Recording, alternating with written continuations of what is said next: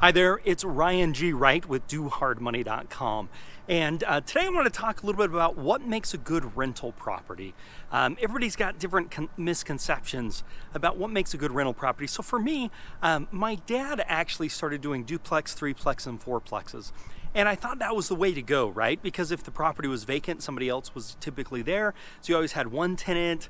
You might lose one, but you'd still have one, where, as with a single family house, if they left, you would be out the rent entirely. So I started pounding down that road and buying plexes. And one thing I discovered pretty early on is I didn't like plexes. And one of the reasons was most of my tenants were transient, meaning they were only there for 6 months or 3 months or maybe a year. And so I was dealing with turnover. And every single time you have turnover, there's a lot of cost. You have the cost of the place being vacant and not getting rent. You have the cost of doing some repairs or some improvements. And so I was constantly doing that. And so one of the things I started doing is buying single family houses. And what I found, if I managed them appropriately, people stayed in single family houses a lot longer than they did a 2-bedroom. So one of the things I really looked for in my rental properties for my area was a 4-bedroom, 2-bathroom, 2-car garage or 2-car carport, because those were family neighborhoods where I knew I could get somebody who would stay a very long time. You see, I don't want tenants that put down roots and stay there. My average tenants stay about 5 years right now, and that's because I do under rent the properties, which is part of a strategy for me, but I save money because I don't have to deal with the repairs and the vacancy, so I actually make more than it costs me by having my rent a little bit less money, but keeping a tenant in there longer. If you think about it, if you're out there wanting to be a tenant, you want to get the best deal you possibly can. So I basically say, hey, I'll give you the best deal, but I expect you to take care of the property, cut the grass, don't call me. If there's a problem, call one of my vendors, call my plumbing guy if there's a problem.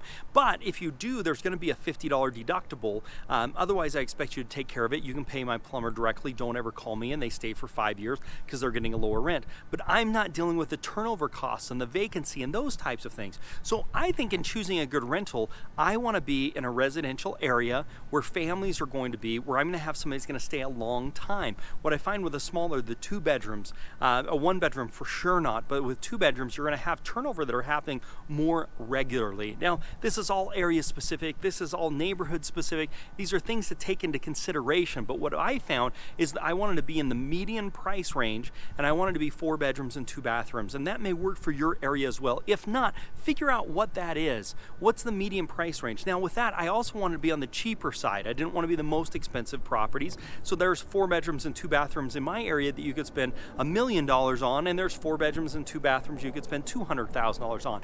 And so I was trying to get the cheapest 4-bedroom, 2-bathroom. Now, lots of times it was a 2-bed, 1-bath that I turned into a 4-bed, 2-bath by finishing the basement or doing some improvements. So you want to make sure that you're in a decent location. One of the things that comes up with this is crime. You want to stay away from the crime.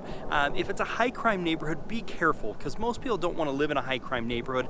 And if your house is vacant, you're going to be dealing with the crime that could be happening or vandalism that could be happening to the property. So a couple of great tips to be thinking about as you're looking at choosing rental properties and choosing the areas that you want to be in and what type of properties you want to be looking at. Now, when I say 4 beds, 2 baths, that could be a condo, that could be a row home, or it could be a standalone home. I like standalones the best because you're not dealing with neighbors. I had neighbors when I had duplexes and fourplexes that got upset with each other, and they both left in the middle of the night, and I ended up having 2 vacant units. So those are things that I would run into when I dealt with plexes. Now, everybody has different philosophies and strategies, and there's a lot of ways to skin a cat, meaning there are ways to make money when it comes down to doing duplexes and fourplexes. What I found for my lifestyle, I would rather have low management and a low turnover than I would have high management. So when people get started in real estate, they typically start with the lowest, and there's kind of in a commercial, there's A class, B class, and C class properties, and I kind of classify rental properties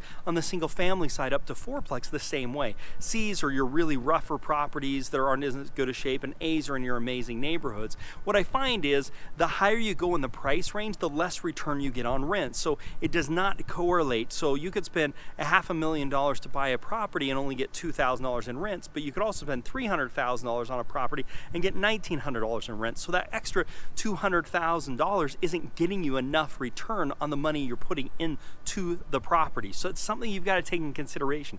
You'll find that there's this sweet spot there. And so I want to be the cheapest homes in good neighborhoods, not great neighborhoods because I can't afford to be in those great neighborhoods, really blue collar type neighborhoods, neighborhoods that I like to live in. So that's one of the criteria that I have, is if my wife wouldn't walk down the street alone at night, I won't buy in that neighborhood. That's one of the big criteria as well as we're looking for good rental property. So make sure you're outside of crime, make sure it's a good neighborhood, get the biggest bang for your buck, be the cheapest, find out what the median is, and those are going to be things you want to think about when you're trying to choose a great rental property. If you're interested in that, come check us out over at dohardmoney.com and make it a very profitable day.